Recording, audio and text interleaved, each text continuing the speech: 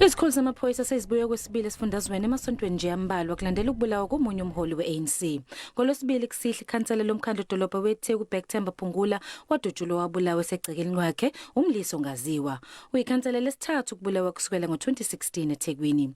Izimbangela yokubulawa kwakhe ingakaziwa, icala likaPhungula seliphethwe ithimba lamaphoyisa aphenya amacala okubulawa kosombusazwe. Ucelo bezokhalisa umndeni uthe yize uqhubeka kwesigameko zokubulawa kosombusazwe kubakhathaza, kodwa ithimba labaphenyi liyawenza umsebenzi walo. Uthi kusukela lasungulwa sebengamakhulu amabili abantu asebeboshiwe. Abantu ababoshiwe solo kuyafika le team labangaphezulu ka200.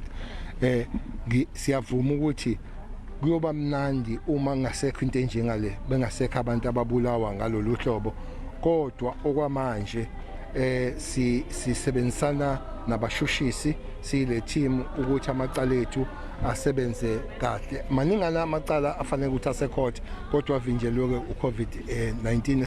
Iqembu leANC esifundazweni lokhu likhalile ngesigameko zokubulawa kwamalungu nabaholi balo nokuthi amacala amaningi akakaboshwa umuntu. Endabeni zeSABC ngu-Iindaba eMlazo.